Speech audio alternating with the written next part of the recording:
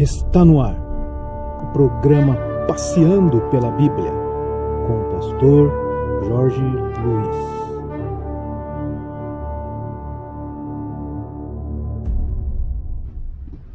Irmãos, nós estamos dando um panorama geral na Palavra de Deus, na Bíblia. Nós fizemos um geralzão lá em Gênesis.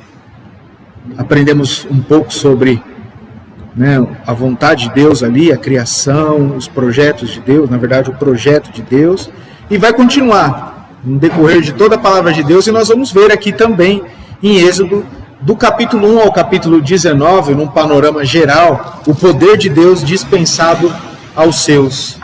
Nós vamos ver como que Deus age e como Ele manifesta o seu poder para que o seu povo possa ser abençoado e a sua promessa ser cumprida na vida do seu povo. Nós lemos, meus irmãos, agora os 14 primeiros versículos de Êxodo. E como eu falei no início, eu vou falar novamente, Gênesis ele encerra falando sobre a morte de José. Depois que José levou para o Egito toda a sua família, porque houve uma grande fome em toda a terra,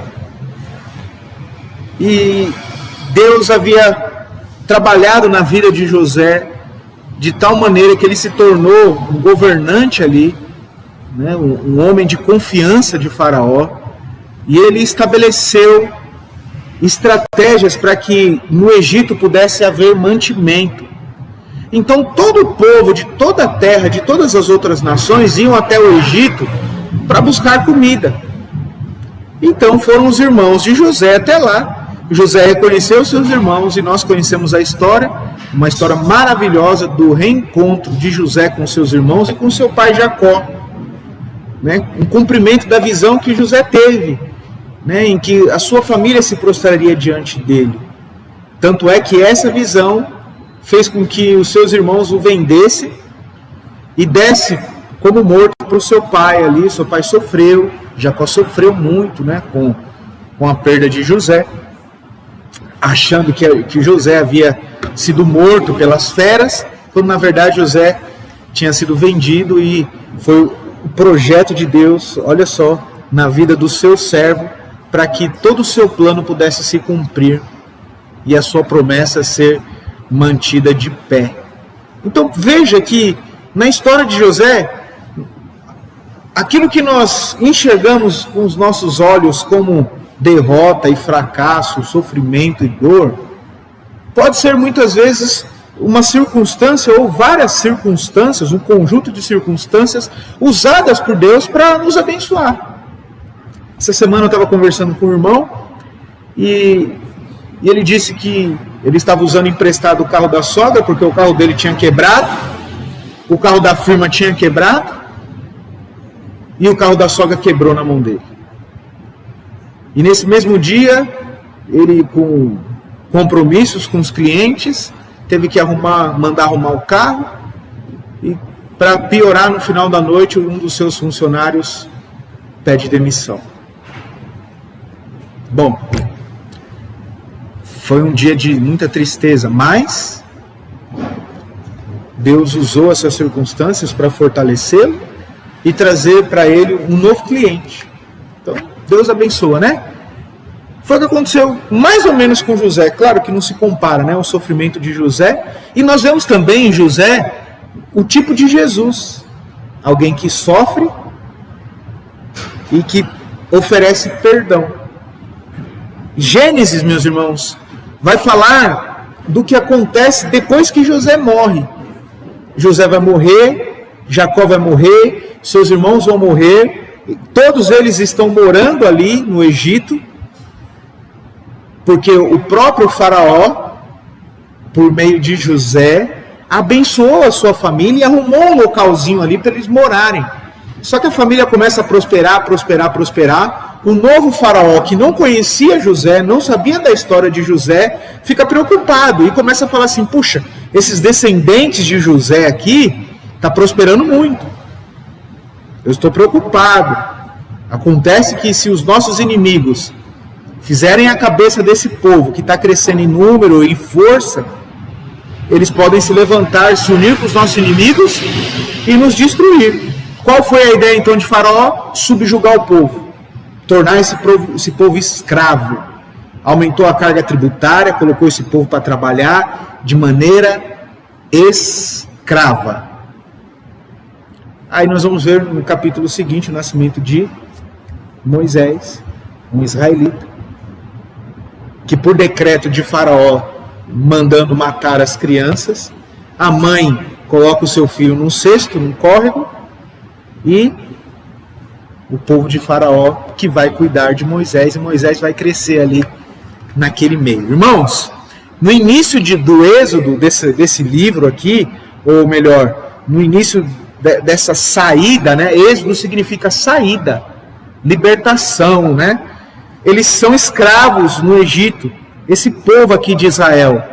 Então Deus vai chamar um homem que era essa criança aqui, Moisés, para libertar esse povo.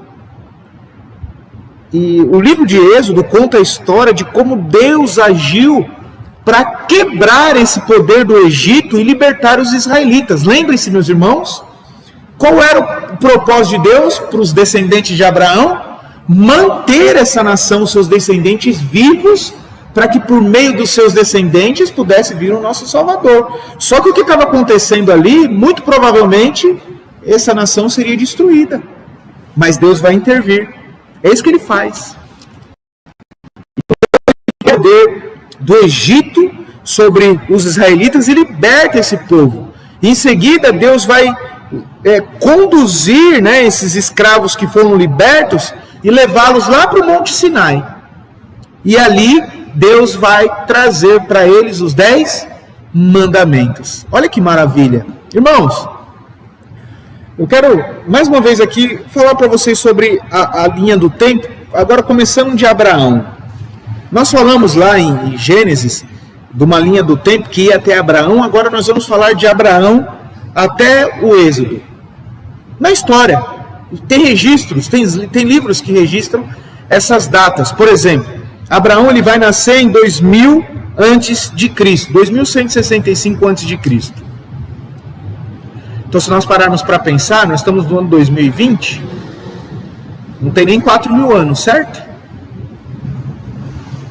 Não tem nem 4.000 anos. E 1730 a.C., Abraão entra lá em Canaã, os descendentes de Abraão vão mudar para o Egito no ano de 2090. Quando isso acontece? Quando é que os descendentes de Abraão mudam lá para o Egito no ano 2090? Que fato é esse? Os filhos de Jacó, por meio de José. Então eles vão lá para o Egito por causa da fome que teve. 1536 a.C., os israelitas vão ser escravizados. Então, 1860 a.C. nasce Moisés e 1446 acontece o Êxodo. O povo sai do Egito, né? Moisés encosta o seu cajado, o mar se abre, o povo de Deus atravessa o mar, e quando o exército do inimigo está no meio daquela terra seca, o mar engole eles e todos vão morrer. É isso que Deus faz.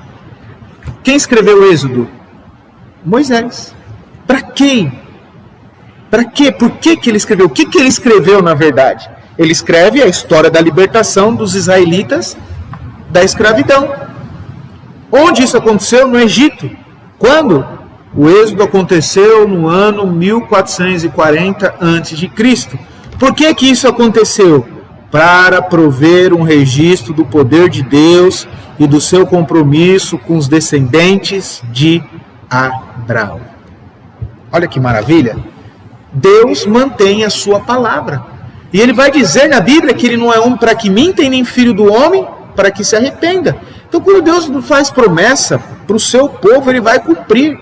Existem inúmeras promessas na Bíblia que são para nós hoje, nos nossos dias. Por exemplo, quando ele diz para Abraão que em Abraão seriam benditas todas as nações, nos alcançou.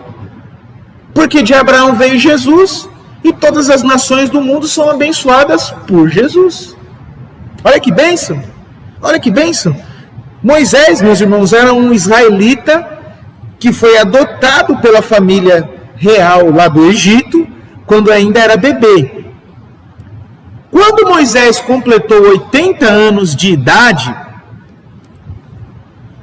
Deus chama Moisés para enfrentar Faraó, o libertador do seu povo. E como que as coisas foram se desenrolando? Deus, ele fere esse povo egípcio com as 10 pragas para conquistar a liberdade de Israel. E foi Moisés que conduz aproximadamente 2 milhões de escravos para o Monte Sinai. Eles atravessam o mar e Deus vai usar Moisés para levar esse povo até o Monte Sinai. O que acontece no Monte Sinai? Deus entrega para esse povo os 10 mandamentos, que é um código de leis para que os israelitas pudessem seguir. É Moisés que lidera esse povo por 40 anos. E segundo a palavra de Deus, aos 120 anos de idade, Moisés vai ao encontro do Senhor. Moisés morre. Meus irmãos, Moisés foi um homem escolhido por Deus para libertar os israelitas da escravidão. Deus escolheu Moisés. Deus olhou para a humanidade, viu alguém, identificou esse coração, identificou esse homem e falou: este vai ser o homem que vai libertar o seu povo. Era perfeito Moisés? Abraão era perfeito? Isaac era perfeito? Jacó era perfeito? José era perfeito? Moisés era perfeito? Não. Mas Moisés foi um homem escolhido de Deus para receber esses 10 mandamentos. Foi um homem escolhido de Deus para dar a Israel a sua lei, e ele é reconhecido no judaísmo como legislador. Irmãos, o cristianismo, o judaísmo e o islamismo, as 3 maiores religiões do mundo, reconhecem Moisés. Ele foi o homem escolhido por Deus para escrever os 5 primeiros livros da Bíblia, ali no Antigo Testamento: Gênesis, Êxodo, Levítico, Número e Deuteronômio. E ele foi o primeiro profeta nas Escrituras. Mas ele não falou por si, né? Não foi a voz dele, né? Foi Arão, o seu irmão, um sumo sacerdote. Aliás, Arão, sendo o irmão de Moisés, foi o seu companheiro durante esse período, e esse homem, Arão, se tornou o primeiro sumo sacerdote dos israelitas. Está tudo lá no livro de Gênesis, ou melhor, no livro de Êxodo. Olha, se você pegar o capítulo 1 até o capítulo 6, embora, né, adotado pela família real do Egito, Moisés esperava libertar os israelitas. Depois de matar um feitor de escravos egípcio, ele vai fugir para o deserto do Sinai. 40 anos mais tarde, Deus chama Moisés para voltar para o Egito e libertar esse povo. Depois que Moisés foi humilhado, ele disse a Deus que se sentia impróprio para a missão. Então Deus vai prometer estar com Moisés, e também promete que Moisés, em Deus, pela força de Deus, como um instrumento de Deus, obteria vitória. Irmãos, quantas coisas interessantes e especiais a gente pode, né, ver aqui no livro de Gênesis, mas não só isso. Quantas coisas nós podemos aplicar em nossas vidas. Olha, o que Deus fez com Moisés, quem era Moisés, como Deus usou Moisés. Irmãos, as condições sob as quais os israelitas viveram eram de fato desumanas. Quando você vê aquela história, né, você vê aquele relato de Moisés matando um homem porque estava judiando ali, né, dos israelitas. Inclusive, talvez você não saiba, mas essa expressão judiar tem a ver com os judeus. O sofrimento que os judeus passaram, hoje nós trazemos até hoje nos nossos dias essa expressão judiar. Isso tem a ver com o Holocausto, isso tem a ver com tudo que o judeu passou, né, na história. Então, o que Deus vai fazer por causa desse tratamento desumano do povo egípcio sobre a nação de Israel? Observe, meus irmãos, nos dias de hoje a gente fala tanto de escravidão, Não fala?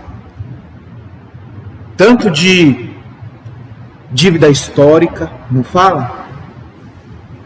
Mas isso não é novo.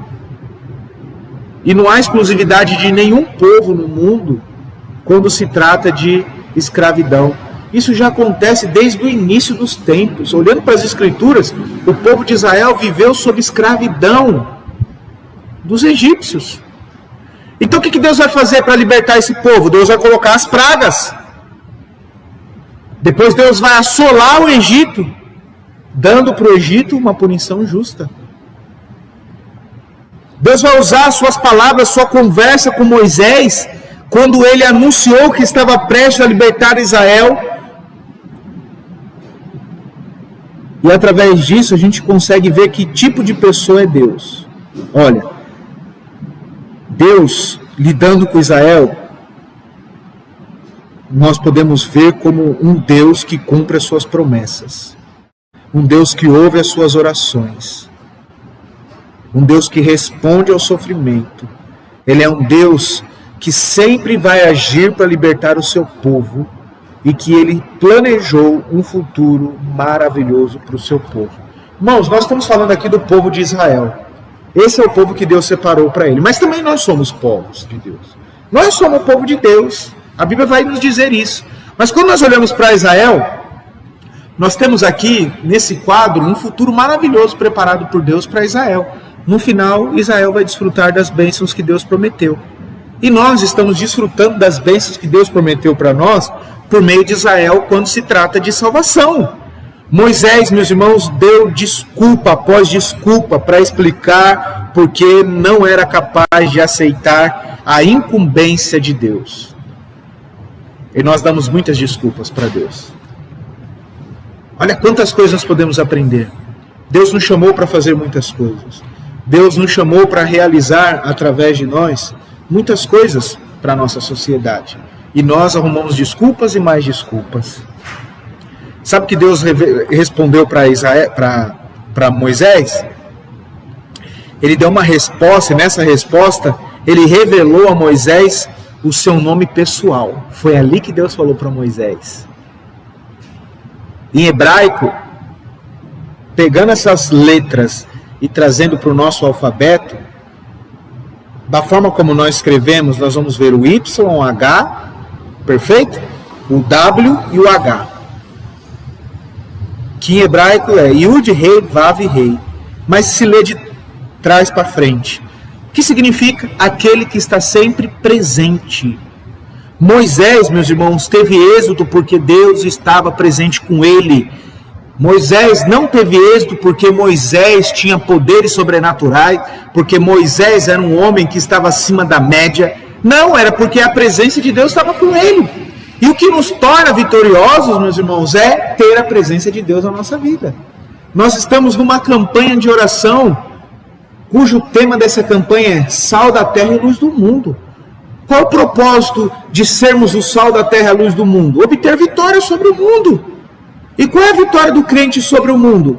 É viver uma vida de santidade e, através dessa vida de santidade, mostrar para o mundo quem é o Deus que nós servimos. E nós só podemos ser o sal da terra e a luz do mundo se nós estivermos na presença de Deus. O pecado nos afasta de Deus. Mas a presença de Deus nos torna vitoriosos. E nisso estava a capacidade de Moisés, a presença de Deus na vida dele. Yud, Rei, Vav, Rei, que nós traduzimos às vezes por Yahvé, por Javé, significa eu sou. Não é que ele vai dizer para Moisés, olha, eu sou. Olha que maravilha, eu sou. Quanto significado tem nisso? Meus irmãos, dá uma mensagem só sobre eu sou. Algumas pessoas dizem o seguinte, a existência de Deus não é uma questão de ser no sentido metafísico, como se fosse uma declaração filosófica, mas sim no sentido relativo ou eficaz. Eu sou aquele que se faz presente por você, de fato e verdadeiramente presente, pronto para ajudar e agir. Olha que maravilha essa definição. Quando ele diz assim para Moisés, eu sou, ele está dizendo para Moisés, Moisés, eu sou. Eu sou. O que falta para você, Moisés? Eu sou. Mas Senhor, eu sou. É como se Deus estivesse falando, olha, irmãos, né? Olha a Igreja Batista Bíblica aqui em Umuarama, eu chamei vocês para um propósito, mas Senhor, Ele vai dizer, eu sou. Ou seja, esquece você. Quem chamou você é quem vai realizar essa obra. Não sou eu nem é você. É aquele que está por trás, aquele que está nos chamando. É Ele que vai realizar. Quando Ele nos chama para pregar o Evangelho, para fazer discípulos, para batizar em nome do Pai, do Filho e do Espírito Santo, é Ele que vai fazer. É Ele. Irmãos, a Bíblia, em primeiro lugar, é um livro de Deus que fala sobre o seu amor fiel por nós. Dos capítulos 7 até 19, e o capítulo 19 vai iniciar a entrada deles ali. No capítulo 19 nós vamos ver eles entrando lá no Monte Sinai. Quando o faraó se recusa a libertar os escravos israelitas, Moisés anuncia uma série de pragas. Essas pragas, esses castigos, devastaram a terra do Egito. Então o faraó foi forçado a deixar os israelitas partirem. Quando o faraó mudou de ideia e perseguiu o povo de Deus, o Senhor abriu um caminho pelo mar para os israelitas, mas então o caminho se fechou e todo o exército egípcio se afogou. Irmãos, o povo de Deus ali então estava livre para seguir para o monte. O que Deus disse para Moisés? Eu sou. Então só faz, Moisés. Eu vou cuidar. É isso que Deus faz para a gente. Conosco é da mesma forma. Deus, o que o Senhor quer que eu faça? É isso? Descansa. Ele é. Ele é. Por que a gente fala, de pragas? Por que eram pragas? Porque eram coisas incomuns ali. Foram questões da ação sobrenatural de Deus. Porque rã existe. Aqueles magos de Faraó conseguiu transformar um pouco daquele mar ali em sangue, em algo vermelho. Mas era algo sobrenatural. Foram pragas intensas, fora do comum, foram anunciadas antes por Moisés. Então pensa, não era algo que simplesmente aconteceu. Moisés falou que ia acontecer, foi uma profecia, e se cumpriu. Eles começaram quando Moisés disse que começariam, elas pararam quando Moisés pediu para que Deus pudesse pará-las. Muitas dessas pragas seletivas, e atingiram somente os egípcios. Não atingiram os israelitas. Pensa, a coisa era sobrenatural. Aqui nesse quadrado aqui poderia haver egípcios e israelitas. As pragas não atingiam os egípcios, ou os israelitas, somente os egípcios. Irmãos, o milagre não é da forma enfática um acontecimento sem uma causa ou sem resultados. Sua causa é a atividade de Deus, seu resultado segue a lei natural. Olha que interessante que esse autor falou, C.S. Lewis que disse isso. Aquele que escreveu Nárnia, as Crônicas de Nárnia, O milagre não é de forma enfática um acontecimento sem uma causa ou sem resultados. Sua causa é a atividade de Deus e seus resultados seguem a lei natural. Ele está dizendo o seguinte, o que promove o milagre, o que faz o milagre acontecer é Deus.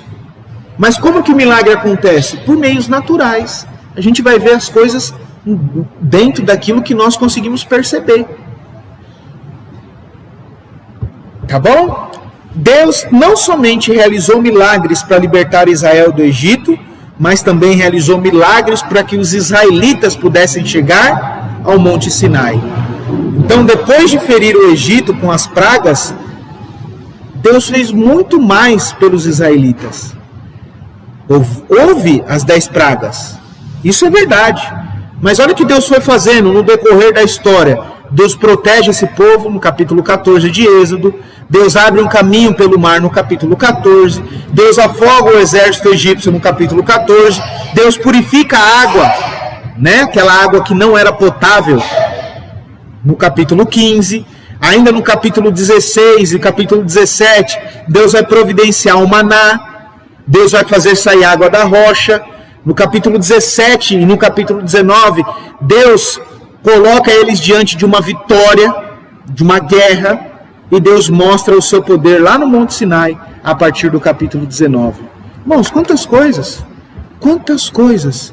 Se Deus existe, meus irmãos, então os milagres são possíveis. Olha o que nós vemos aqui, de uma maneira bem rápida, do capítulo 1 até o capítulo 19, o poder de Deus dispensado ao seu povo.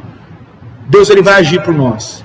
Ele vai agir em tudo que nos cerca, para que o seu propósito seja realizado na nossa vida e através da nossa vida.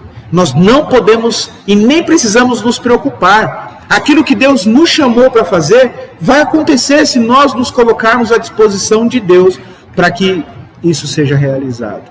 Para que Deus te chamou? O que Deus espera de você? Não se preocupe. Eu sou, é o que ele disse para Moisés. É o que ele diz para nós. É ele que vai realizar. É ele que vai fazer. Nós só somos um instrumento, nós somos só um meio para que Deus possa realizar. Existem pessoas ao nosso redor que precisam de Jesus. E nós não nos colocamos ainda nas mãos de Deus para que Ele possa realizar a sua obra na vida destas pessoas. Ele espera que nós façamos isso. Ele não vai descer do céu para fazer. Sou eu e é você. Quantas coisas precisam ser feitas como igreja, como um culto. Nós precisamos de pessoas para trabalhar. Ah, mas eu não sei. Deixa que ele faz. Só se coloca à disposição. Ele que vai fazer. No tempo dele e da forma dele. A gente só se submete. Irmãos, a Ingrid está aqui. Eu não falava uma palavra em público, no meio das pessoas. Eu não tinha coragem de abrir a boca para orar na igreja. Quando a Ingrid me conheceu em 2008, eu não chegava aqui para ler um versículo bíblico.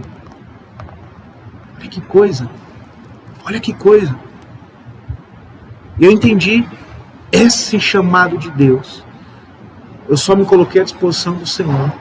Tem muita coisa que eu gostaria de fazer e eu sei que Deus gostaria que eu fizesse muito mais coisa. Existem coisas que eu ainda me acovardo. Mas naquilo que eu me dispus a fazer confiando no Senhor, Ele fez por mim. E hoje eu estou aqui. Existem pessoas que estão deixando de abençoar outras pessoas porque estão mais preocupadas consigo do que com as outras pessoas. Uma vez um pastor disse para mim assim: se você tem vergonha de subir num púlpito para orar, você está mais preocupado com o que as pessoas vão pensar de você do que com o propósito de Deus na sua vida para abençoar aquelas pessoas. Às vezes as pessoas precisam ouvir das nossas bocas, dos nossos lábios, que Jesus as ama, mas nós não amamos o suficiente essas pessoas. Nós amamos muito mais a nós do que essas pessoas, porque se nós estamos preocupados com a vergonha, nós estamos preocupados com a gente e não com os outros. Vamos orar e deixa que Deus faça a coisa. Se coloca nas mãos de Deus, à disposição do Senhor. O que Deus te chamou para fazer? Então faça. Faça, simplesmente faça. Quem vai dar conta de tudo, quem vai fazer a coisa no final das contas, é Deus. Amém? Você acabou de ouvir o programa Passeando pela Bíblia com o pastor Jorge Luiz. Até o próximo episódio. Que Deus te abençoe.